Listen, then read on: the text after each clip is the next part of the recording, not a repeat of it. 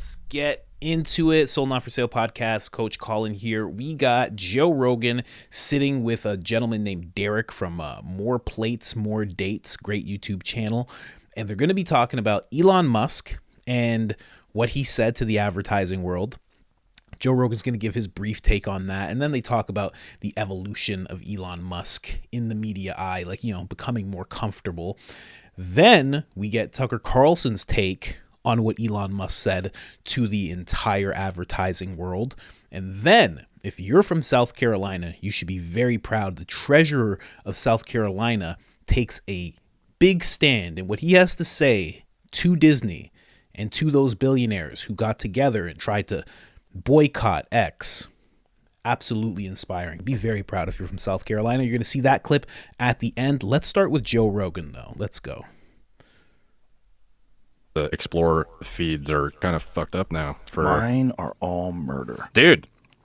Yeah, that's, my Twitter, at least, is basically that. Yeah, Twitter's wild under Elon. Yeah. You see that interview he did with the New York Times the other day? Oh, yeah. He like told him to go fuck yourself. Yeah. Because let me be clear. Go fuck yourself. Dude, you don't want to advertise on my platform? Go fuck yourself. How much has he changed since you first met him to now? Because at least based on podcast behavior, he seems wildly different and more loose and bro-ish. He's having fun. Yeah. He's a fun guy to be around. Yeah. Like, and he was here, last time he was here, he brought his son, and, you know, he's hanging out with kids. He's like a fun guy. He's not like, people have this idea he's this like fucking serious, driven businessman, which he most certainly also is, but he manages it all really well. Like, he's always laughing. Was he he's like having a that good time. off camera the first time you met him too? Or did it kind of was like a warm-up period? Well, I think there's a warm-up period. He has to get to know you and know he can trust you. I mean, when you're the richest guy in the world, there's probably a lot of people cutting angles on you, and it probably gets really odd. But what I did notice is that the first time we did the podcast, when I first met him, he was super loose and relaxed. Like, he has his fucking, he brought me a blowtorch that not a, what is it? Not a flamethrower. Boring kind of, or what is it? Yeah, I forget what the company name is. So there's famous photos of him in my studio firing off this fucking flamethrower with 17 feet of fire coming off the end of this in the middle of our lobby. And I'm like, what the fuck are you doing? He's just wild. But I guess when you have that much money, you really have zero concerns. Like, you could just be, if you're that guy, you could just be kind of a silly guy. Yeah. And he's just fun. He just likes to have a good time. And on the podcast, though, it took a while to loosen him up. I think there's also like there's a thing that happens to people when they come on podcasts, at least this one, where the scale of it hits them. Yeah, it's like the UFC championship of podcasting, essentially. Yeah, it's like just the numbers of people that will be paying attention. Yeah. You know, but once we started drinking, we had a couple of glasses of whiskey, and then things got loose, and then we're having a good time, you know? Yeah, one thing that's really good about... Thank God that Elon Musk jumped on this podcast, because now he seems very loose, as everybody knows. I know you've seen the clip. I recently did a video on it. You know, Joe Rogan touches on it a little bit, and I would say that Joe Rogan is the person that kind of, you know, Elon Musk had done interviews before, but Joe Rogan really loosened him up. And, you know, as far as we know, and Joe Rogan's talked about it a little bit, they did forge a friendship. So I feel like just being friends with a guy like Joe Rogan slowly started to loosen him up more and more. You're on the biggest platform in the world. You're the richest person. Then you're on the biggest platform in the world. You do something like, you know, smoke a blunt with Joe Rogan. Your company loses a couple of points in the stock market. It goes back up later. You kind of realize, oh, okay, I can do what I want. I can really do what I want. But Joe Rogan's talking about him doing what he wants. It takes a different level of comfort and bravery, courage to start saying what you want. And as we all know, that's exactly what he did. Let's get Tucker Carlson's take on this whole thing. I got Tucker Carlson in a very compromising position right here. Let's play Tucker Carlson's take. This is from a podcast called the All In Podcast. Great podcast. There's 4 guys in it. Usually that's too much. They're CEOs, VCs, and they're willing to have uncomfortable conversations and really push the envelope. So definitely check that out. Let's get into it. Whatever. I don't want to preach. Well, I mean, post-COVID, we still don't have an accounting of what happened. And Tucker, what do you think about the clip yesterday of Elon? Let's play it for 45 seconds and then get your response. Tucker Carlson. Apology tour, if you will. That this had been said online. There was all of the criticism. There was advertisers leaving. We talked to Bob Iger today. I hope they stop. You hope? Don't advertise. You don't want them to advertise? No. What do you mean? if somebody's going to try to blackmail me with advertising, blackmail me with money, go fuck yourself. But go fuck yourself. Is that clear? I hope it is. Hey, Bob, if you're in the audience. Well, let me ask you then. That's how I feel. All right, Tucker, your response to the good for you, the old GFY. I mean, I've Elon to Bob. interviewed people every week for over 30 years, and so I know what it is to interview. I just dropped my Perrier, excuse me. And I know I have a lot of experience interviewing people, and I've interviewed Elon, and I don't understand how the New York Times character, fussy little guy from the New York Times, like, how could you not laugh? Like, what? He just told Bob Iger to fuck He's himself. a terrible moderator. Don't get me started. You and I are in sync. Andrew Sorkin is amongst the weakest of moderators and interviewers. But he's just, what a fussy little douche. Like, that's the moment where you just, huge like, douche. you erupt Say in more, total, Tucker. like, are you joking? Elon Musk just told Bob Iger to fuck himself? Like, Yes. I'd be texting my No wife. response. It's He's a robot. unbelievable. I know. No, of course I love it. I am into the Iger thing. I don't hate Bob Iger or anything, but like I keep hearing from people, mutual people I know who know Bob Iger very well, that he's like very serious about running for president. And it's like, if you really think if you're Bob Iger, you can run for president, that you have anything to offer people or they want you to be president, like you're pretty out of touch. So I like that. But, big picture, I'm really, and I'm not just saying this because it aligns with my interests of some kind. I mean it. I'm worried about the pressure that's being brought to bear on that platform, on this platform, on X, because it's the only one, the only big one, huge one, international one, tens of millions of people, hundreds of millions of people. Like, they have to, they, meaning the people who would like to maintain the status quo, kind of have to shut it down. And I am just so hoping that, I can help in any way, and that all decent people, whatever their views, add their voice to a chorus that says, no, you can't shut down the one big free speech platform in the world. You can't do that, because then it's just dictatorship. You're not free if you don't have free information, and you can't say what you really think. You were subject to a lot of these advertising attacks. They went after Fox and your show specifically, and it worked. They got people to not advertise on your show. So these advertising boycotts do work. Media Matters, whatever, whoever's doing them. So I'm curious what you see the business model being for your show, and then how you hope to be resistant to it. Are you going to just go straight up subscription and hope that half your audience or 10% of your audience pays, and you put half out for free, half out for sub? What are you thinking? You got to have a subscription component to it. And of course, we're selling ads against our content, and we'll be doing that on X and on tuckercarlson.com. We'll be hosting the subscription part of it. Of course, we're selling ads. We'll have network ads too. I mean, there are lots of different things you can do. But in the end, you have to have some subscription component if you're going to do it at scale. I mean, we brought our whole staff, almost our whole staff from Fox with us. So we got a bunch of people. We've got, bigger ambitions than have been on display so far. And we, you got to have more information. And I would just say this about just having been in this one business my whole life, the range of stories is the problem. It's not that the stories are all totally dishonest. Some are dishonest, but some are not. They're technically true. But they're taken from such a small pot of stories that it's like, it's crazy. There's all this stuff going on, and it's just not, I was completely obsessed and remain obsessed with the industrial sabotage of the Nord Stream pipeline.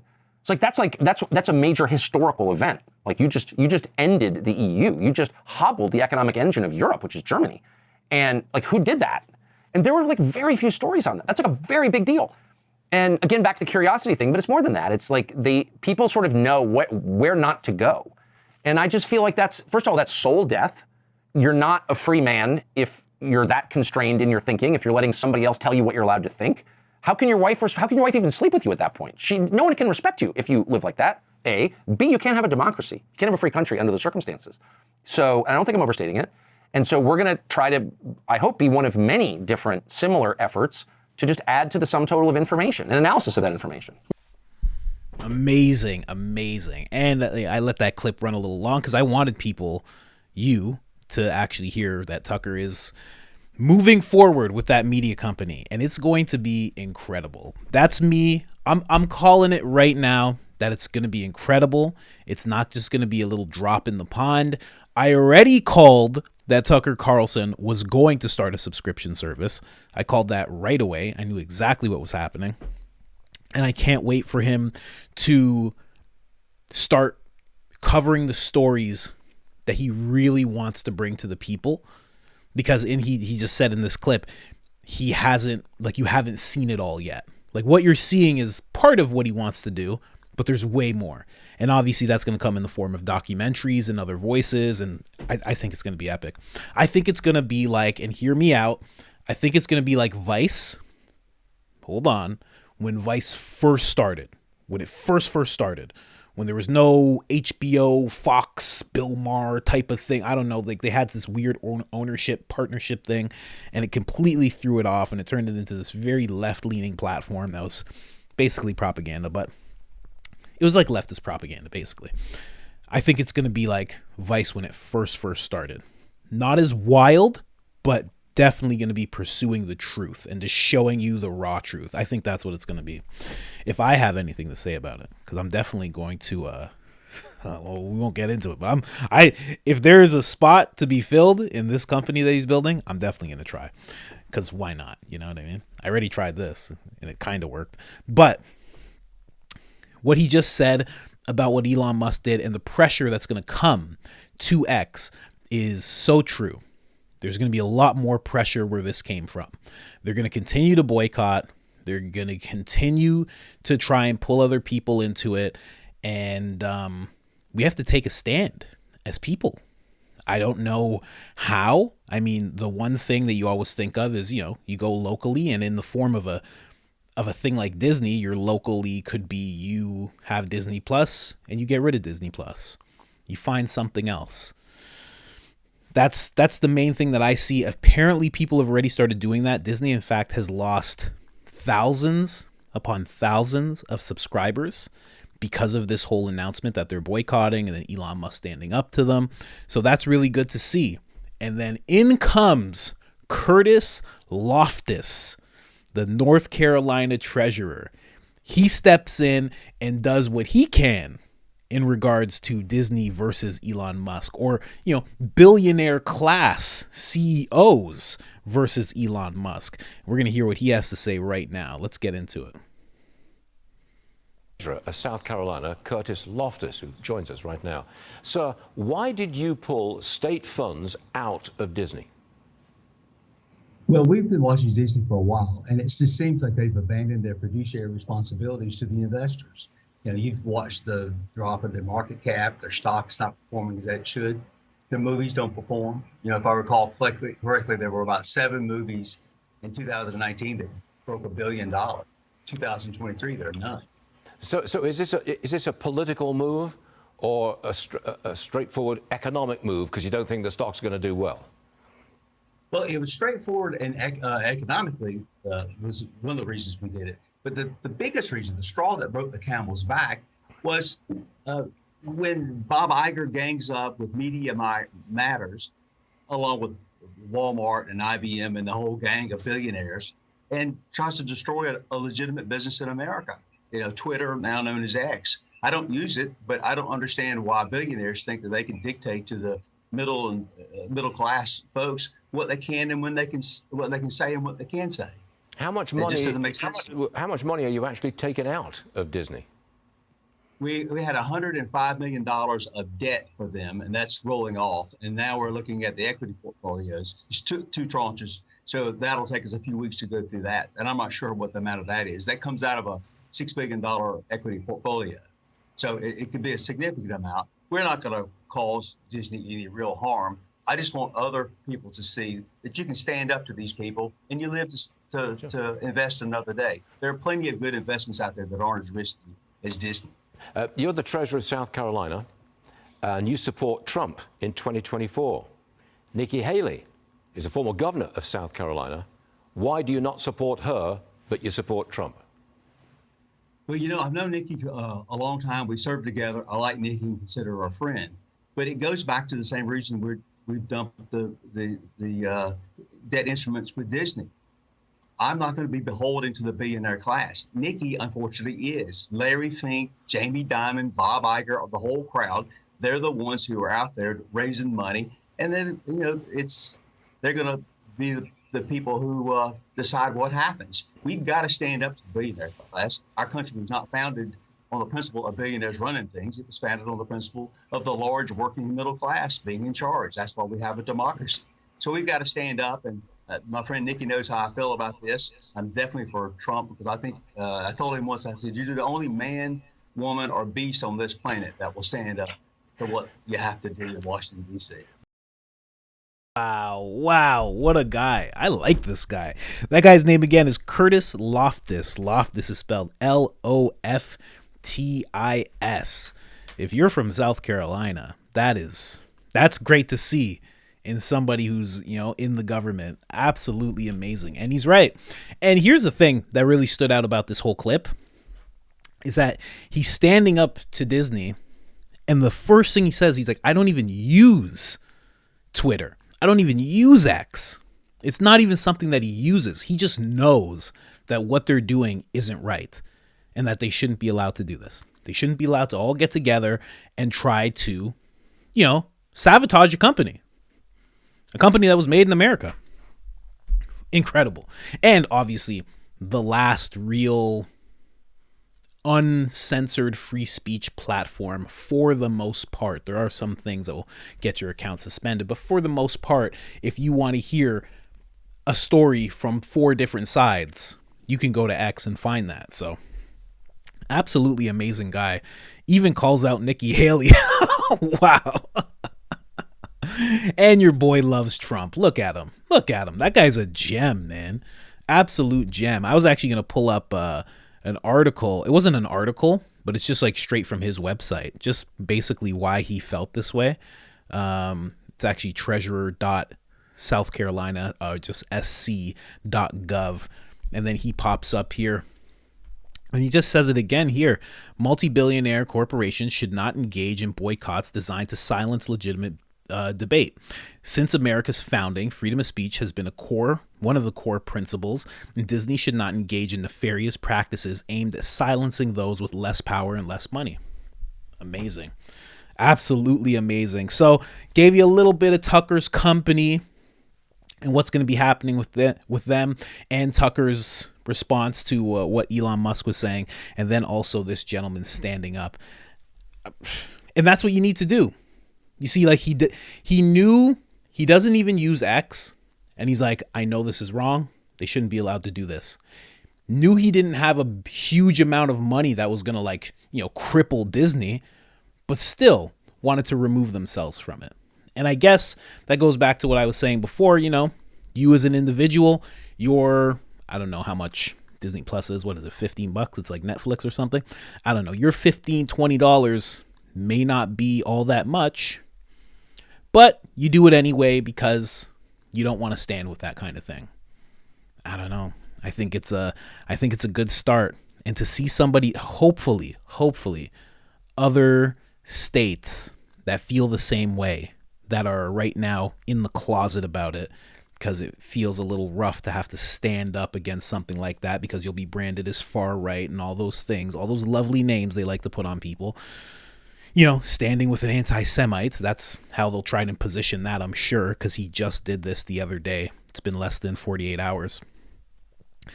I hope they follow suit.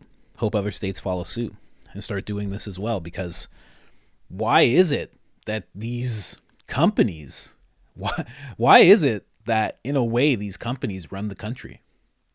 You know what I mean? Like, they lobby enough within the government, and then on top of that, they're going to decide which companies thrive and which don't. And the thing is, if Disney just did it on their own, the thing is that they got with Media Matters and they did kind of get together in what Curtis just said, this nefarious way, and decide, you know what, let's all pull from him at the same time. Let's pull from him at the same time, and hopefully it cripples the company enough that this company goes away. And listen, again, I've said this before, this has nothing to do with Elon Musk being anti-Semitic. Nothing to do. He's made it clear that he's not. He went and visited Israel. He's had talks with Benjamin Netanyahu. Benjamin Netanyahu seemed to have no problem with him whatsoever. The people of Israel didn't have a problem with him. This has nothing to do with anti-Semitism. This is just what they used in order to, start this plan off, put this plan into motion.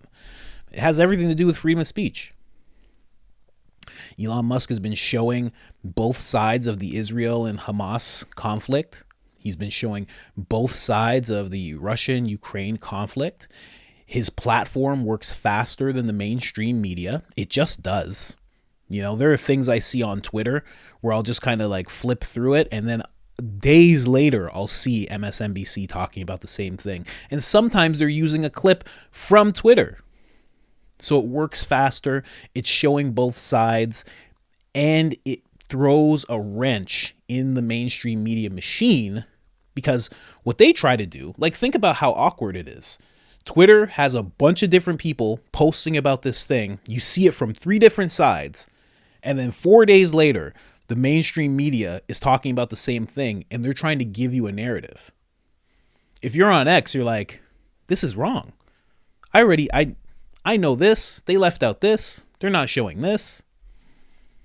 And the next thing you know, all of a sudden, the narratives, they lose their weight. They lose their impact. And that's what this is really about. That's just me, though. That's just my opinion. You know, I have no fact checkers here, guys. No one's fact. Well, actually, kind of. YouTube kind of is fact checking me a little bit. But just wanted to play that for you guys. Let me know what you think. Let me know what you think about that gem, South Carolina treasurer, Curtis Loftus. I think he's a great guy. And I want to see more politicians take that kind of stance and, you know, really think about America. He talked about it in the clip. He says it in this little blurb that he has written here. He's really focused on what America was founded on, really focused on freedom of speech, really focused on America's core principles. Man, if the government was just filled with people like that, not to say that there's no one like that, but if it was filled, each person was like that, you'd be living in a completely different country. It'd still be a wild superpower. There'd be no question about it too. Anyways, guys, subscribe, like, all that good stuff. Other than that, I'm out.